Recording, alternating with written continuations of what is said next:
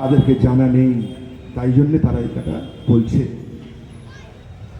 7-8 মাস আগে আপনাদের একদম পার্শ্ববর্তী অঞ্চলে, এই রবীন্দ্রনগর অঞ্চলে একটা অপ্রীতিকর ঘটনা ঘটেছিল।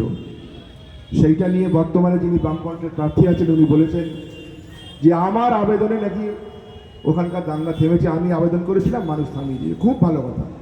উনি যদি এই কাজে সফল হয়ে থাকেন আমরা ওনাকে ধন্যবাদ জানাবো। তো আমরা ওনাকে বলতে চাই, ঘটনাস্থল থেকে ওনার বাড়ির দূরত্ব ছিল কিন্তু 200 মিটার। সেই দিন যখন ঘটনাটা হয় সেইখানে কিন্তু আমরা দুজন উপস্থিত ছিলাম। আমরা দুজন উপস্থিত ছিলাম 4 থেকে 5 ঘন্টা। যারা আমাদেরই বাড়ির সন্তান আমরা বোঝাবার চেষ্টা করে গেছি অনেক। ওই গরমে যাকে আজকে বলা হচ্ছে 81 বছরের বৃদ্ধ, সেই মানুষটিও সেদিন কিন্তু থানার বাইরে বসেছিলেন উইদাউট হেলমেট, মাথায় কোনো হেলমেট ছিল না, তার কিন্তু কোনো প্রোটেকশন ছিল না, উনি কিন্তু বসেছিলেন। আর যিনি বলছেন উনি কিন্তু 200 মিটার দূরে বাড়ি হওয়া সত্ত্বেও উনি কিন্তু যাননি।